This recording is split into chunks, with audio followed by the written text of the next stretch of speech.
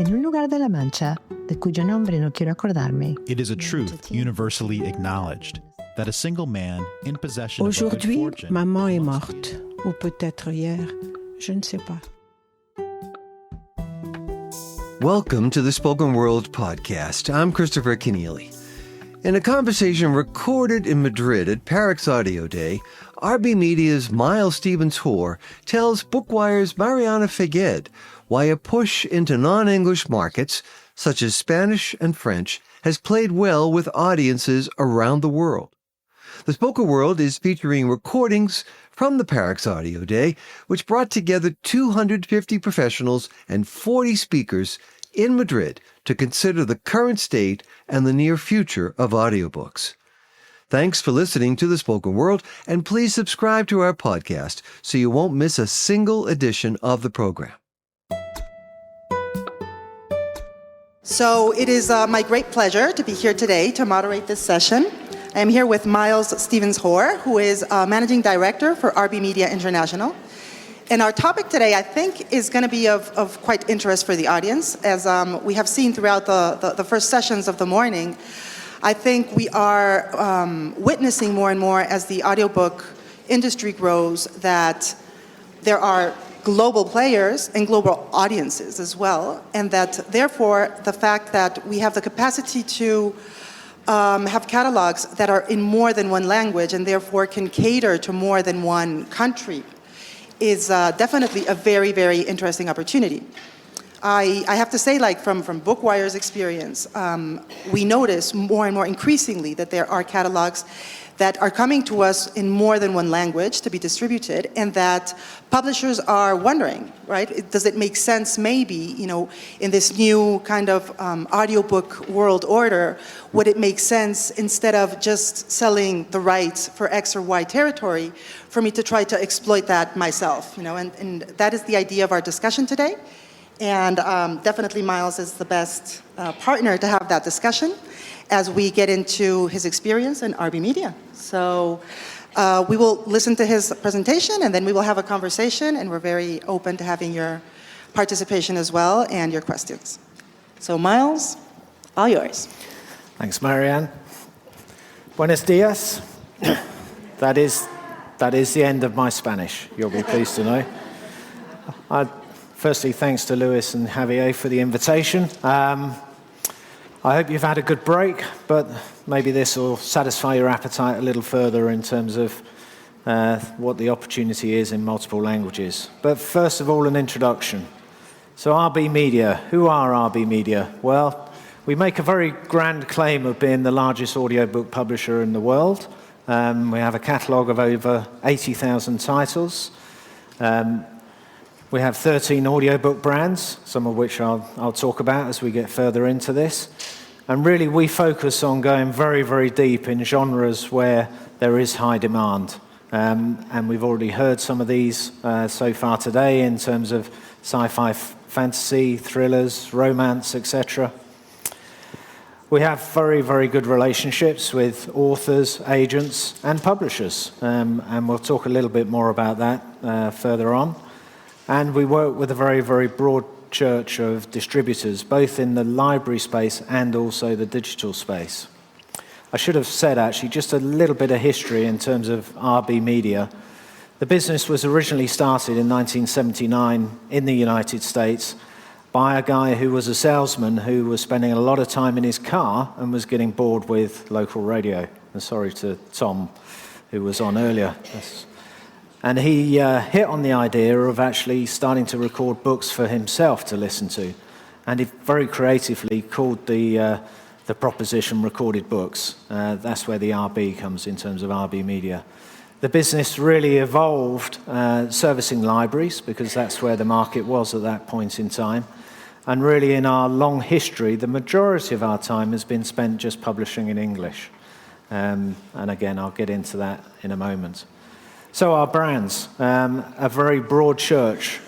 The growth of our business has actually happened both organically, through expansion into the UK and Australia initially, and then also into 3 further languages, But also we have made a number of acquisitions over the years as well, Dreamscape being the most recent one at the back end of last year. As I mentioned, we work with a very, very broad church in terms of distribution partners. So some very familiar in terms of the retail space. You can see Audible and Spotify. But also, for a long time, we identified the opportunity for English in non-native English markets. So working with such people as Storytel has been key in terms of our growth.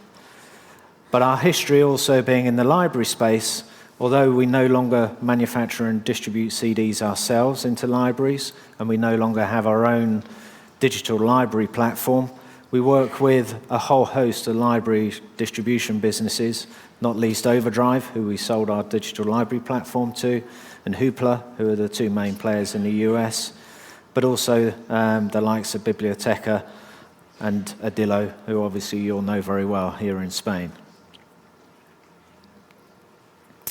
So just a little bit more in terms of our expansion. So this map doesn't actually have anything in terms of US. This is about our sort of global footprint as such.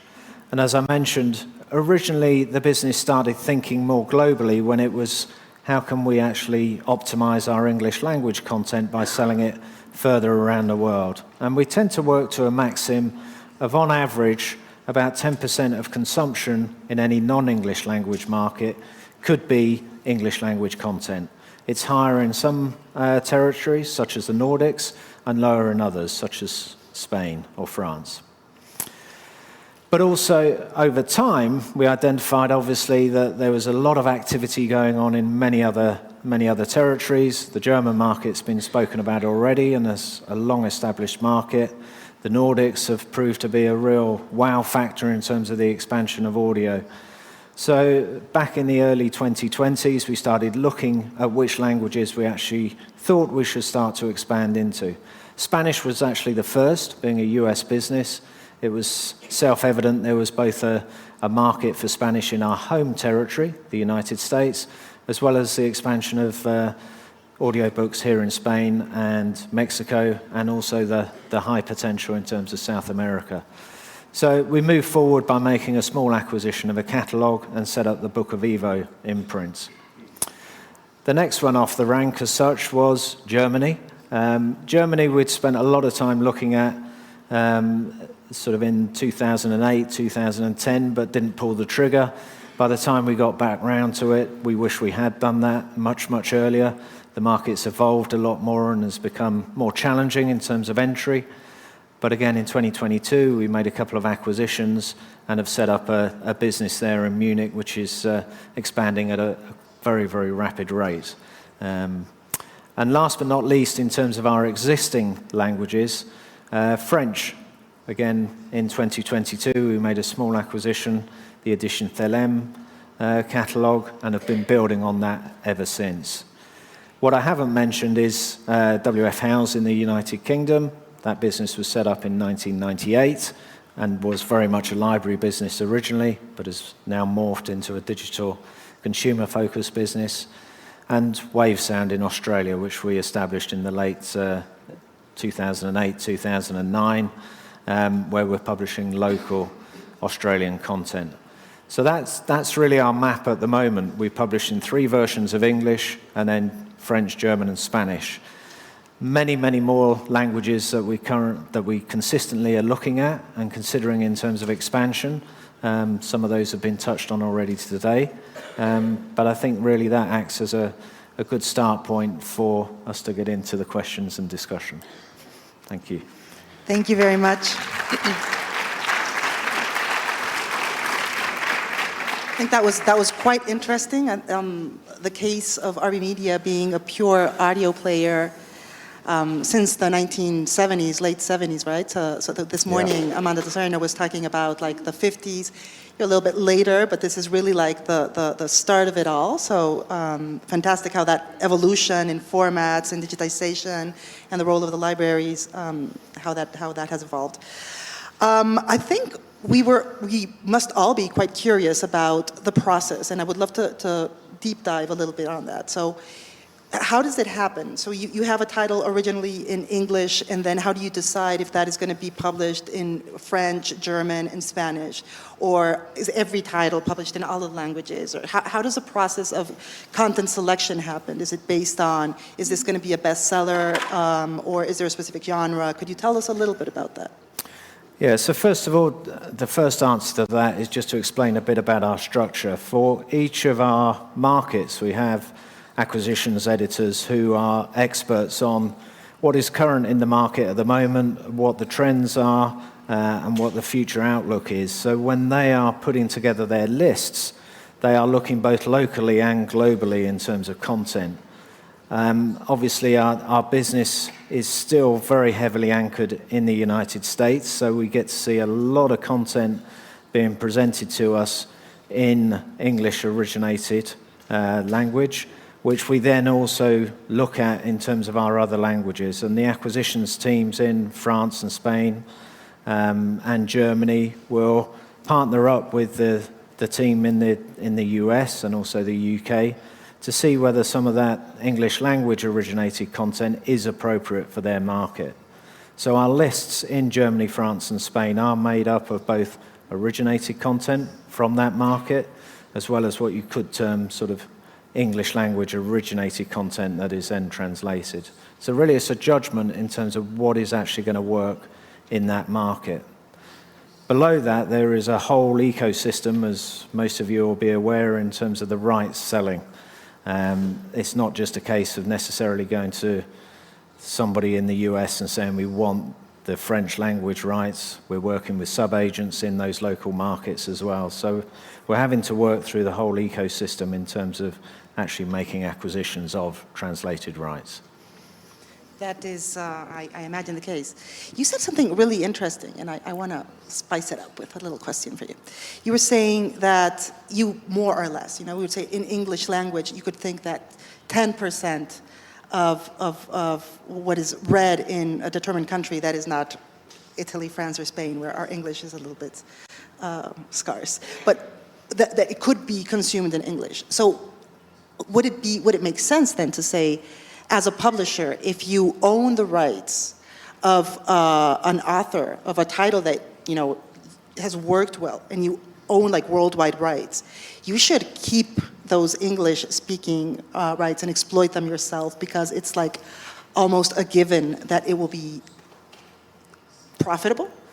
Yeah, I mean, typically a publisher in terms of their English language rights will probably have global rights. If they don't, they may have North American rights or British and Commonwealth rights in terms of exploiting them outside of just where that editor or whatever is sat. But certainly it's an opportunity. Huge opportunity, no. I think it's supplemental income. Okay. We certainly saw it as that in terms of working with people like Storytel, just to add a little bit more in terms of the royalty earnings that we could deliver back to our author partners. Difficult to make a complete business case for it, though. Okay. And actually, in looking at the markets, if we compare those more established markets, like English-speaking, German, compared to these that we call emerging, like French or Spanish, where do you think it makes more sense than to have to self-exploit your own rights? Does it make more sense in emerging markets where you probably have more opportunities to promote and to be seen, but there is a smaller market, or in larger markets that are very well established but competition is crazy? Yeah, I think what we've heard today is about building the catalogue, and I don't think anybody has necessarily differentiated between the opportunity to build the market catalogue in the US is just the same as the opportunity in France. Obviously, there's more headroom in France. So I think if you've got the opportunity to exploit it in any language, I'd encourage people to actually do that. That's certainly our path in terms of just building our own catalogue, but building the market catalogue in as many markets as we possibly can. Yeah. And then I think another very interesting point is the fact that you're audio pure players. I find that extremely interesting, right? Because you're very focused and centered on this specific format, and I imagine this can facilitate many things. But also, you cannot piggyback on the promotion and the marketing efforts of a title when it is being launched in print. Or also I would assume that your negotiation or leveraging power in certain cases for the acquisition of those rights is not as high as if you were going to do all of the formats, right? I would love to understand how you promote, how you can ensure that a title is being discovered or seen in platforms when you are strictly doing that audio version. How does that work within RBmedia? Yeah, I mean, several answers to that. One, we do actually work with the publishers of print and ebook in a number of situations where we partner up in terms of joint promotion and joint activity. We've got some partnerships that are very close and that allow for that. But also the other element is actually what promotion really works for audio. And this has been touched on already. So number one, we have very close relationships with all of the vendors, so we work very hard with them in terms of merchandising our content in a way where it's easy for the consumer to find. And then secondly, social media has been mentioned already. We work very, very hard at delivering really powerful social media campaigns at scale, which we have to do given our size, and we're able to do that through technology as well as the creativity of the marketing folks. And then the other piece, which again has been touched on, is the emergence of things like YouTube and how much impact that is actually having in terms of search. It's no coincidence, obviously, YouTube being owned by Google, but that really does matter in terms of if you've got a YouTube video, that will help in terms of the rankings for your audiobook and the ability for the consumer to find it easily. So it's not as simple as I have an audio version in a different language and I just place it in the market and talk to the platforms and try to make sure it's visible, right? That there's a lot of work behind this, and it doesn't seem that simple, right, for somebody, I would say like a Spanish or let's say a French publisher to try to exploit a certain content in, I don't know, Germany if they don't really have a structure or a relationship with the local players there or a capacity to do a social media campaign. Absolutely. I mean, our focus in terms of how we've resourced our international expansion is really making sure we've got the right touch points in the market. So acquisitions and marketing are the real key areas that we make sure we've got people in market. The marketing piece is there both in terms of what I've described already around the social media and also the vendor relationships. Just because we work with Audible, for instance, in the US, doesn't mean to say that we're going to get a good return with Audible in Germany unless we are there with the local team and partnering with them and highlighting our German language titles. Yeah, exactly. So it's global, but kind of local, right? Absolutely. And in terms of platforms also, because I think we tend to oversimplify and say, vendors, we've got Audible and Spotify, right? But then when you really narrow it down and you're looking at the Nordics, or you were just saying Poland when we were talking before, how is it different in other territories? And can we really oversimplify and say that in this global audiobook market, we really have 3 or 4 relevant platforms? Yeah, I mean, there are several sort of different flavors. So there are the Audible-led markets, which obviously the Anglo-Saxon territories are the best illustration of that. But in Germany, Audible is still the predominant player, but being pressed very, very hard by the likes of BookBeat. And then there are other markets, such as the Nordics, such as Poland, where actually Audible are not present, Spotify are not present, but there are strong local vendors that are really having an impact on the market. So the Nordics get quoted a lot, but the Polish market's really interesting, where there are 2 local players that have really helped drive that market forward, in unison with 2 of the Nordic players also entering that market and helping grow what is proving to be a very, very vibrant market. So yeah, again, in terms of taking a global view, you've really got to understand the vendor landscape and not assume that you've spoken to Audible and you've spoken to Spotify and everything's covered. It's not that simple. Yeah, for sure. Exactly. And one of the things that everybody's talking about, of course, it is the topic, is artificial intelligence. In my personal experience, I've had several conversations with publishers of all sizes that wonder, if now that the cost of a translation can be close to zero, and the cost of production could be very low, if then it would be maybe worth it to have their own versions of their audiobooks in other languages and exploit them directly. This is obviously a statement that is a bit, we all know that the quality of the translations is not there yet, and that the quality of text-to-speech is not there yet, so that the cost will be zero. But what do you think about this statement and this idea that in a near future, it is going to be so cheap to do this that it would probably make sense for the original rights holder to exploit more languages and just distribute them and put them out in the world, so that even if the sales are not outstanding because they're not doing marketing locally, that the cost was so low that it's still profitable, worthwhile, and interesting? Yeah, I think what you've described is a possible utopia, depending on your perspective on life, but it sort of cuts out the quality question, and I think Amanda summarized this very well in terms of, human at the beginning, human at the end, in terms of making sure that you're treating that very valuable content that an author's created in an appropriate way. And if you take translation, you could translate something very, very quickly through an AI tool, but is that translated manuscript actually really going to reflect what that author put into that story, the meaning that they wanted to communicate through that story?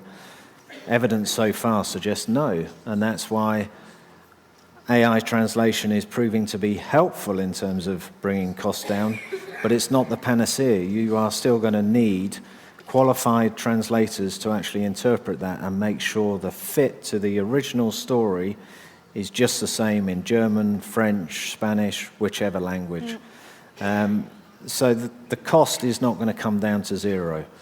We are still going to need to have human beings involved in this. It's going to get a little bit more cost effective, and I think that's going to be a bit of an enabler for all of us in terms of potentially exploiting more content. Well, thank you very much. Thank you, Miles, for sharing this experience with us, and Thank luck. you.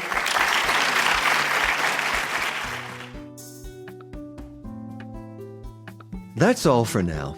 Our producer is Jeremy Brisky of Burst Marketing, and Rob Simon is our executive producer. The Spoken World covers the latest news in the global audiobook market and features exclusive interviews with audio industry leaders, analysts, and innovators. Learn more at spokenworld.media and subscribe on all major podcast and streaming platforms. I'm Christopher Keneally. Join me again soon on The Spoken World.